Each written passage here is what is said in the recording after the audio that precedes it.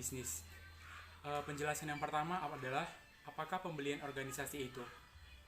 Pembelian organisasi adalah sebagai proses pengambilan keputusan di mana melalui proses ini organisasi formal menetapkan apakah mereka perlu membeli produk atau jasa dan mengidentifikasi antara merek dan pemasok yang ada. Selanjutnya, perbedaan pasar bisnis dengan pasar konsumen. Pasar bisnis adalah terdiri dari semua organisasi yang mendapatkan barang dan jasa yang digunakan untuk memproduksi barang dan jasa yang kemudian dijual, disewakan, atau dipasok ke organisasi lain. Meskipun demikian, pasar bisnis mempunyai beberapa karakteristik yang berlawanan pada pasar konsumen, yaitu yang pertama, pembeli yang lebih sedikit tetapi lebih besar. Yang kedua, hubungan pemasok dengan pelanggan yang erat. Yang ketiga, pembelian profesional. Yang keempat, pengaruh pembelian berganda. Yang kelima, permintaan turunan. Yang keenam, permintaan intensitas. Yang ketujuh adalah permintaan yang berfluktuasi. Yang kedelapan, pembelian yang terkonsentrasi secara geografis. Yang kesembilan, pembelian langsung. Selanjutnya adalah situasi pembelian. Situasi pembelian dibagi 3 jenis, yaitu yang pertama, pembelian kembali langsung. Yang kedua, pembelian kembali modifikasi. Yang ketiga, tugas baru. Pembelian dan penjualan sistem. Banyak pembeli bisnis lebih suka solusi total suatu masalah dari satu penjual. Disebut pembelian sistem.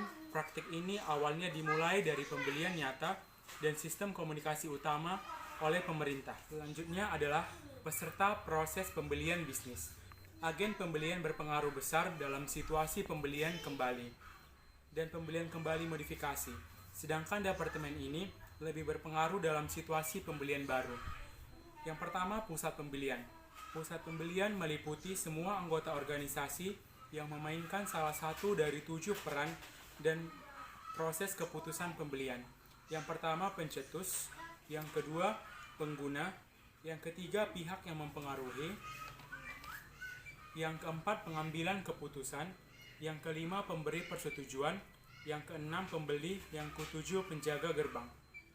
Pengaruh pusat pembelian.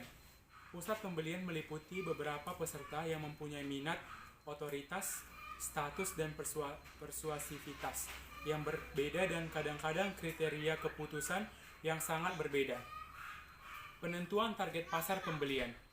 Pemasar bisnis tidak selalu tahu jenis dinamika kelompok yang terjadi sepanjang proses pengambilan keputusan.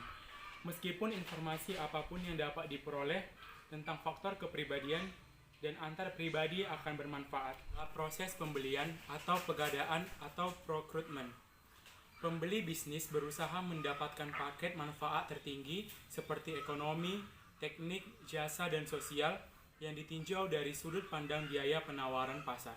Tugas pemasar adalah membuat penawaran yang menguntungkan yang menghantarkan nilai pelanggan yang unggul kepada pembeli sasaran. Yang selanjutnya, persepsi departemen pembelian.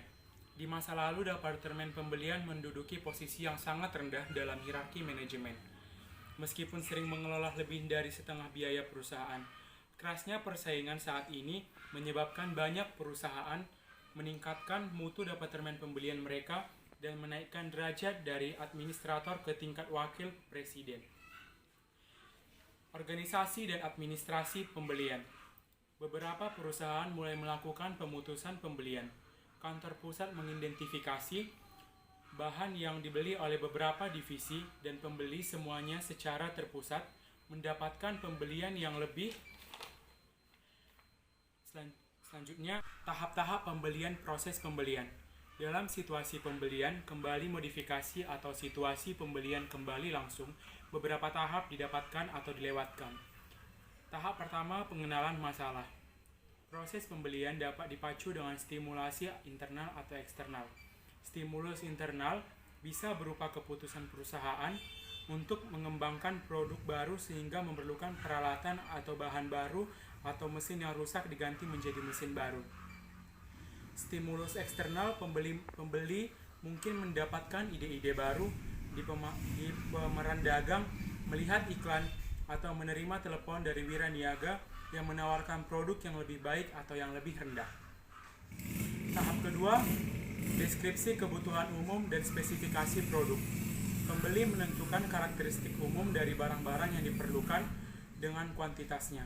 Untuk barang-barang standar, hal ini sangat sederhana.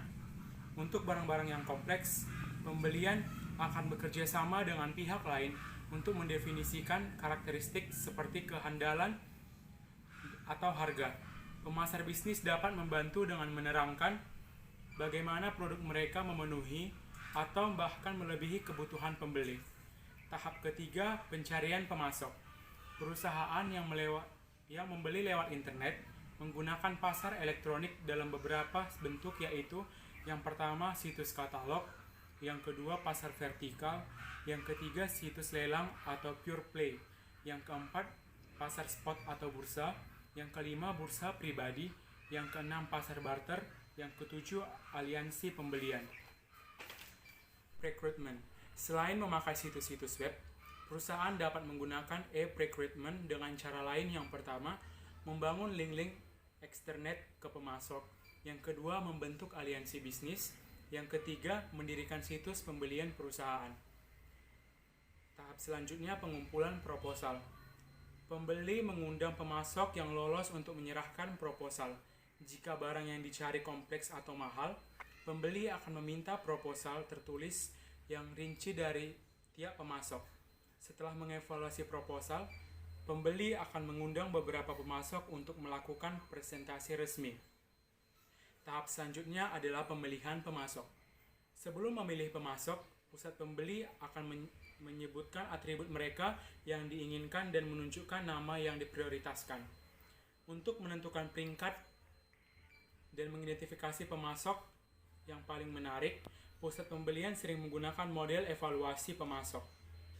Selanjutnya adalah mengatasi tekanan harga. Beberapa perusahaan mempengaruhi pembeli berorientasi dengan harga dan membeli harga yang lebih rendah dengan syarat yang lebih ketat. Yang pertama, kuantitas terbatas. Yang kedua, tidak ada pengembalian uang. Yang ketiga, tidak ada penyesuaian. Yang keempat, tidak ada pelayanan. Tahap selanjutnya adalah spesifikasi pesanan rutin.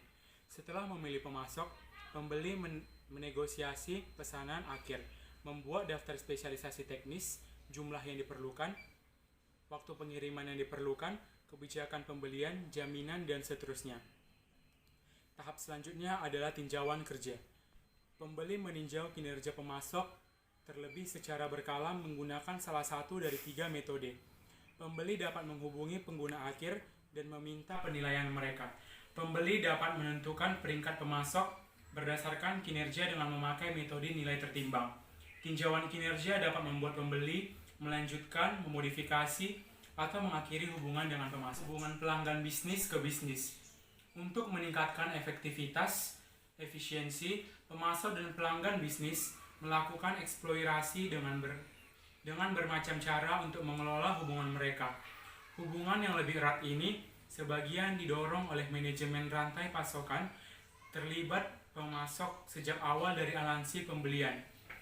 Mengoptimalkan hubungan yang tepat dengan bisnis sangatlah penting untuk semua program pemasaran holistik. Selanjutnya adalah mengenai pusat lembaga dan pemerintah. Pasar institusi terdiri dari sekolah, rumah sakit, rumah perawatan, penjara, dan lembaga lain yang harus menyediakan barang dan jasa kepada orang-orang yang mereka urus. Banyak dari organisasi-organisasi memiliki anggaran yang rendah dan pelanggan yang kooperatif. Demikian presentase saya mengenai menganalisis pasar bisnis. Semoga bermanfaat untuk kita semua. Terima kasih. Shalom.